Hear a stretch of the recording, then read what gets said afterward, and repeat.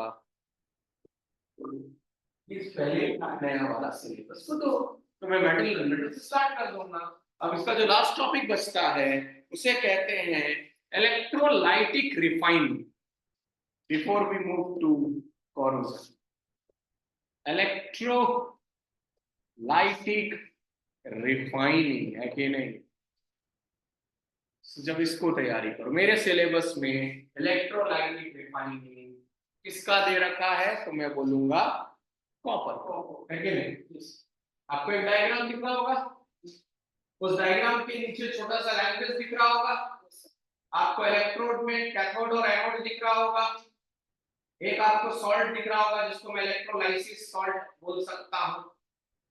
कोई सॉल्ट दिख रहा है आपको? कॉपर सल्फेट दिख रहा है क्या कहीं लिखा हुआ? CuSO4 नहीं दिख रहा कहीं पर? कॉपर की रिफाइनिंग कर रहे हैं हम लोग। कॉपर सल्फेट दिख रहा नहीं है तो क्या दिख रहा है? Cu2 प्लस, और कोई सॉल्यूशन कहीं लैंग्वेज में कुछ भी नहीं लिखा हुआ। रीड करना जरा लैंग्वेज में। हाँ पढ़ो। तो फिर और मैं क्या कह रहा हूँ, अब आपके सामने बुक पढ़ा है, मैं बिना बुक देखे बोल रहा हूँ, आप बना कर देख रहे हो प्रेजेंस ऑफ माइंड। एक सॉल्यूशन लेना जरूरी होता है, जिसकी रिफाइनिंग कर रहे हैं उसी का देखो सॉल्यूशन है कॉपर सल्फेट, यस और नो। और आपका एक ब्लॉक में इम्प्योर कॉपर है और एक ब्लॉक में प्योर कॉपर है, क्योंकि आप क्या कर रहे हो, रिफाइनिंग ऑफ कॉपर। यानी कि मुझे कॉपर मिल चुका है लेकिन वो कॉपर 100% प्योर नहीं है, तो मैं बाजार में अभी बेचने नहीं जाऊंगा जब तक कि वो और अच्छा नहीं हो जाए। तो उसके लिए मैं उसकी रिफाइनिंग कर रहा हूं with the help of electric current. ये समझ में आया? तो आप देखो इनिशियली आपको एक ब्लॉक मोटा दिखेगा और वो मेरे हिसाब से एनोड होगा, और जो पतला होगा वो कैथोड होगा। कैथोड नेगेटिव होता है, यस और नो? तो जब कॉपर जो कि इम्प्योर ब्लॉक में था वो सॉल्यूशन में आएगा, और कॉपर सल्फेट जो था वो कॉपर सल्फेट इलेक्ट्रिसिटी की मदद से कैसे डिसोसिएट हो रहा है, Cu2 plus plus SO4 2 minus, yes और नो? तो ये जो कॉपर है जो आपको सॉल्यूशन से मिला, इसको इलेक्ट्रॉन लेना है, यस और नो? और इलेक्ट्रॉन कहां पर मिलेगा? इलेक्ट्रॉन कैथोड के पास मिलेगा, यस और नो? तो ये बंदा कैथोड में जाकर अपना खोया हुआ इलेक्ट्रॉन ले लेता है, और ये क्या बन गया जो आप ढूंढ रहे थे। तो आस्ते आस्ते क्या होता है, जो ये इम्प्योर ब्लॉक था एनोड वाला वो पतला होता जाएगा, और ये वाला जिसे हमने कैथोड बोला वो मोटा होगा, उसको टाइमली निकाल लिया जाता है, और इस तरह से आपको कॉपर प्यूरिफाइड फॉर्म में मिलता जाता है। It's a complete science which I am calling as metallurgy.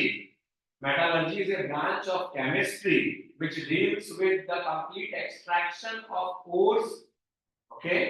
उसमें से मेटल निकालना, फिर मेटल निकालने के बाद उसमें बहुत सारी इम्प्यूरिटीज के प्रोसेस होते हैं जो 10th के डायरेक्ट सिलेबस में नहीं है। So when you teach in the past, तो क्या होता था, उसके अंदर जो इम्प्यूरिटीज होती थी उसको हटाने के अलग अलग प्रोसेस थे। जैसे एक प्रोसेस का नाम था फ्लोट फ्लोटेशन प्रोसेस। ये तभी करा जाता था, फ्लोट का मतलब था, तो ये तभी करा जाता था जब ओर सल्फाइड होता है, सल्फाइड। और आपको दो तीन टर्म और बता दूं, कल हमने और बताया आपको, एक आपने नाम सुना था, यस और नो? एक आप नाम सुनोगे गैंग, और एक नाम सुनोगे स्लैग, और एक नाम सुनोगे फ्लक्स। ये दोनों आपको एनसीईआरटी में अभी डायरेक्ट नहीं दिखेगा। गैंग क्या है? तो गैंग नाम से लग रहा है गैंग है कि नहीं? अगर आपके दोस्तों का गैंग है तो उसमें कुछ पॉजिटिव और कुछ नेगेटिव बंदे होने ही चाहिए, है कि नहीं? क्योंकि अगर वो नेगेटिव बंदे नहीं रहे और सारे पॉजिटिव हो गए ना, तो भी वो गैंग नहीं है। कोई ना कोई ब्रेक की क्वालिटी होनी चाहिए ना, दोस्त की तभी तो बनता है। अगर सारे पढ़ाकू एक साथ हो गए तो खेलते वक्त क्या करेंगे, वो सब ऑडियंस बन जाएंगे, चीयर अप कौन करे, समझ रहे हो? तो उसी तरह अनवांटेड इंप्यूरिटीज जो और के साथ है ना, जैसे मिट्टी है ना, धरती से ना माल निकल रहा है, मिट्टी है, मिट्टी is one of the impurities, उसको आप ज्ञान है। जैसे आपने मैग्नेट देखा है, आयरन, आयरन का वन ऑफ द ओर का नाम होता है हेमेटाइट, या this is one of the ore नाम हेमेटाइट, स्पेलिंग चेक कर लेंगे। ये आयरन का वन ऑफ द ओर है। आयरन मतलब लोहा। अब धरती से जब रॉ फॉर्म में निकला तो इसमें मिट्टी है और ये खुद लोहा है। तो मैं अगर मिट्टी को हटाना चाहूंगा तो मैं क्या करूंगा, मैग्नेटिक सेपरेशन मेथड, एक मैग्नेटिक रोलर जैसा बेल्ट दिखेगा, ये और जैसे आटा की चक्की देख रहा है ना, गेहूं डलता है और पिस करके आटा अगर कभी देखा हो, तो उसी तरह इसमें क्या होगा, एक मैग्नेटिक बेल्ट होता है, ये और गिरा तो जो चुंबक होगा, जो आयरन, तो वो मैग्नेट ने और को तो ले लिया, इसको आयरन को, और जो मिट्टी था तो लास्ट में जाकर अलग बन जाएगा और अलग हो जाएगा। इस तरह से ऊपर की गंदगी होगी सब जब one of the ore has to be magnetic property. तो ये जो मैं बात कर रहा हूँ ये पहले 10th के सिलेबस में था, this is called concentration of ore. ये जो मेटालर्जी ब्रांच है ना, इसमें सबसे पहले कंसंट्रेशन ऑफ ओर पढ़ते थे, उसके अलग अलग प्रोसेस है, उसमें से एक कोर, एक मैग्नेटिक, एक हाइड्रोलिक वॉशिंग। हाइड्रोलिक मतलब बहुत तेजी का पानी फेंका, ये सब मेरे सिलेबस में अभी नहीं है। और जैसे एग्जाम नजदीक है मैं ज्यादा परेशान नहीं करूंगा क्योंकि अपने को एक्स्ट्रा पढ़ने की कोई जरूरत नहीं। जो स्टील है, आयरन है, तो हाथ से तो स्टील नहीं है, आयरन है। स्टील तो बना ही नहीं सकते। आपको लगता है हाथ से आपको धरती से क्या एक पीस निकाल रहे हो खुद के लिए? एक पीस निकाल रहे हैं बाबा, वो है बड़ा बड़ा चट्टान रॉ केव के फॉर्म में निकलता है।